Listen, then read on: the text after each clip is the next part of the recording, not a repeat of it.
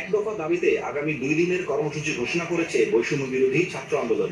আগামীকাল সোমবার সারা দেশে যেসব এলাকায় আন্দোলনকারীরা নিহত হয়েছেন সেখানে শহীদদের স্মৃতিফলক উন্মোচন এবং মঙ্গলবার লং মার্চ টু ঢাকা কর্মসূচির ঘোষণা করা হয়েছে।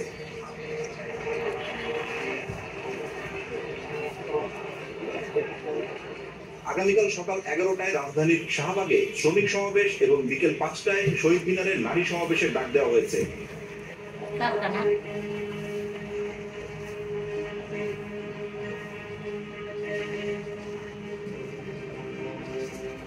এছাড়া সারা দেশে বিক্ষোভ ও গণ অবস্থান কর্মসূচি চলবে বলে জানানো হয়েছে।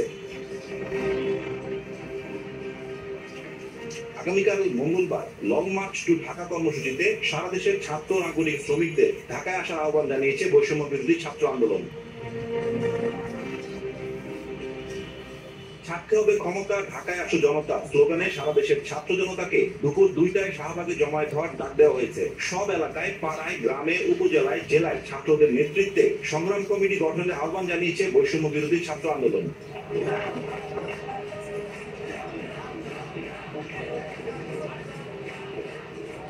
এক বিবৃতিতে অন্যতম সমন্বয়ক নাহিদ ইসলাম বলেন, যদি ইন্টারনেট ক্র্যাকডাউন হয়, আমাদেরকে গুম, গ্রেপ্তার, খুন করা হয়, যদি ঘোষণা করার কেউ নাও থাকে, এক দফা দাবিতে সরকার পতন না হওয়া পর্যন্ত সবাই রাজপথ দখলে রাখবেন এবং শান্তিপূর্ণভাবে অসহযোগ আন্দোলন অব্যাহত রাখবেন।